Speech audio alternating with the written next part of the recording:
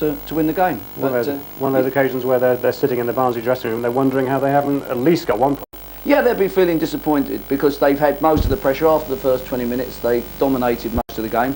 Having said that, Grimsby did give them a couple of warnings in the second half, halfway through when they had a couple of good efforts. But at that stage, near the end, I think Grimsby had settled for a point and Alan Buckley probably would have done. But, you know, they kept going and the boys giving a little bit of an unnecessary penalty away. Let's have a look at that, shall we? The penalty incident. Gareth Williams was the player involved for Barnsley. Yeah, he's following the player in, and really there's no need for him to make a challenge. He's under pressure, and you know, I mean, in fairness, the referees find that difficult. He's leaning on him. I mean, Viv Anderson, as you see, is very close, and it may well have been that Child wouldn't have been able to score anyway. But I think you're going to find that referees 9 times out of 10 give that. And Clive's an excellent penalty taker, except when he played for Sheffield United. You never got any penalties, did you? We did, but he had 2 of them. One was in a Zenith Data against Notts County. He told me he'd never missed a penalty and put it wide.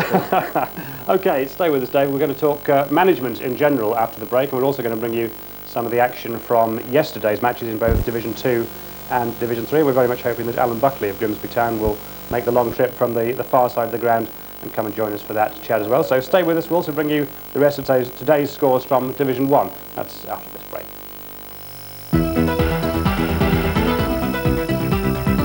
The victorious Grimsby Town manager, Alan Buckley, I'm pleased to say, is within yards of our studio here. We're talking to him in just a moment. But first, yesterday's action from Division 2 in our region. Although from Dave Bassett about what we've just seen in Division 2 and generally Division 2, people said Port Vale were going to be the favourites. You still see it that way? Yeah, I fancied them to be the favourites. I mean, they crept creeping up. They got a good 3-0 win against Swansea, but Danny Bagara's Stockport have really done well, and even though they've lost yesterday, it hasn't affected them at the top. And Hull have surprised everybody by being up there. They have had a hiccup, but you know, they'd be happy with that 4-1 yesterday. And I've got to be fair, I'm a bit surprised that Rotherham are not a bit higher, because I fancied them to do quite well this year. OK, let's hear from Alan. Congratulations. A draw might have been fair, might it, do you think, today? I think so. We rode our luck a little bit the second half, obviously, but we started quite brightly. Got the goal. Clive took it very, very well, and when we passed the ball to each other, I thought we was going to get in and create 1 or 2 more chances. Were you a little bit upset at half time, the way that the game had slightly gone away from you?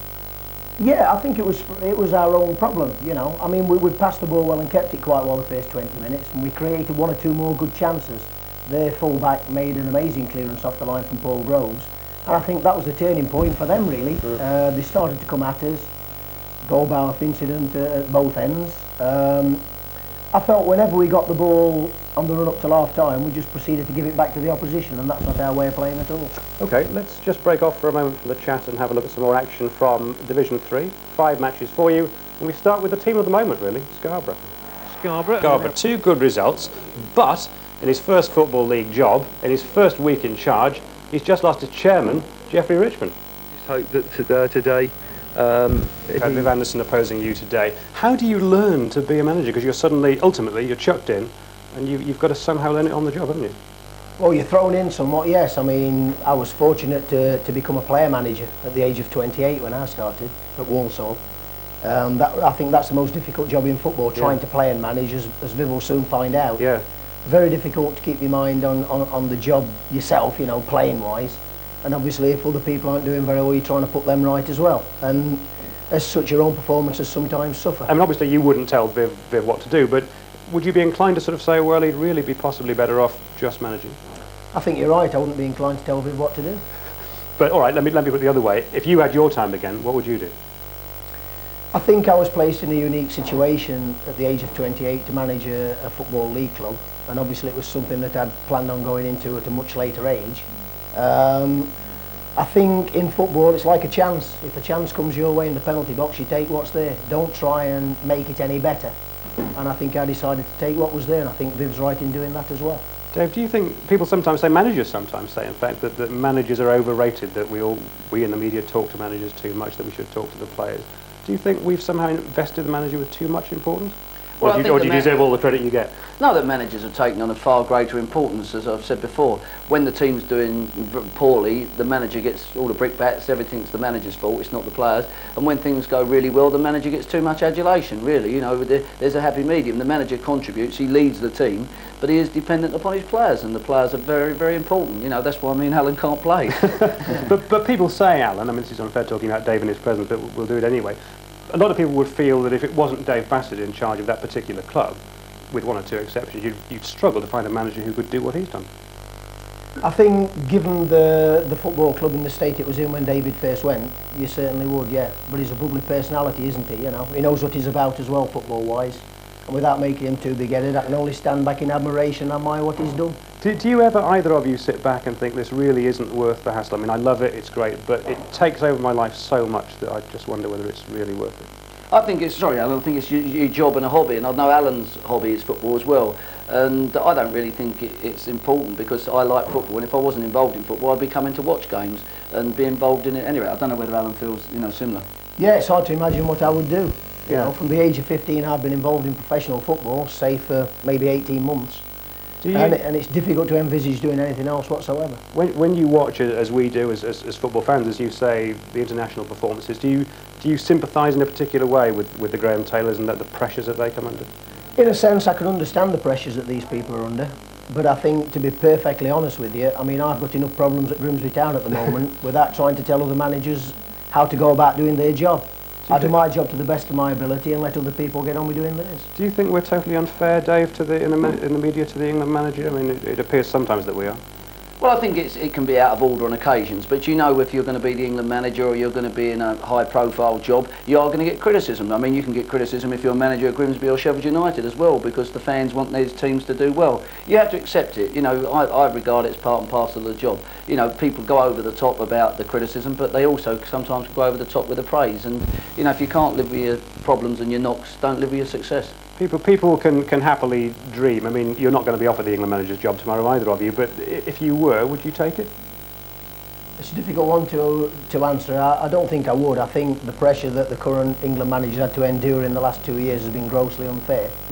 I think in one sense, it's an old adage, isn't it? Once they cross the white line, there's not a lot you can do, no matter how much you shout and bawl and carry on. Our job really is to try and motivate the players to play to the best of their ability every game. It's very difficult for players to do that, I understand that, and I think it's a very, very difficult job that the England manager's got, because everybody in the country tries to tell him how to do it, so not just the people in Grimsby or Sheffield. So would you take it, yes or no? It'd be a very tempting proposition, but I'm all right at Grimsby at the moment. And Dave, in a word, would you tempt it? It was everybody's dream, isn't it? Well, you say we haven't been asked. Bert Militip's been on the phone this afternoon. I'll meet him later. I know that he hasn't, but we do know, let's face it, we've seen over the years that at all levels, management is really quite something.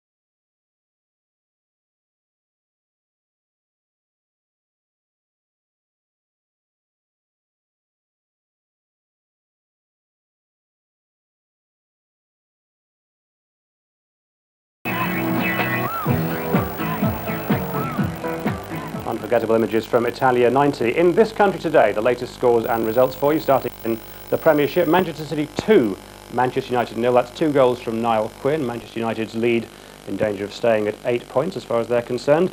In the Ensley League Division 1, Derby 0, Wolves 4, and Steve Bull got all 4. And Luton 1, Charlton 0. They are both results. Derby and Charlton both missing their chance to go top. There are 3 Coca-Cola Cup replays on Wednesday night, including Sheffield Wednesday against Middlesbrough. Don't miss your match on YTV on Wednesday at 10:40. But now, with Grimsby having won here, from all of us here, a very good night to you.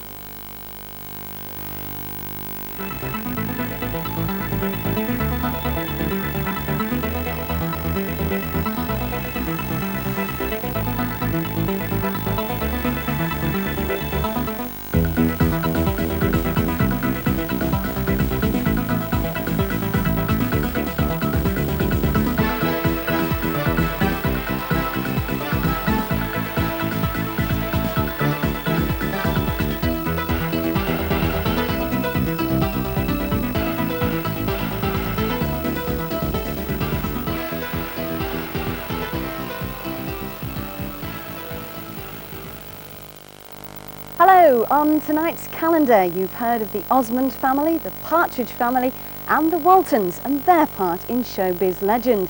Now meet the Corley family from Cleethorpes and find out how they've achieved a first in the world of marketing. Oakwell fans are looking forward to the kind of goal-scoring panache that made Peyton so popular and prolific at Hull City. His debut for his new club was against Bolton.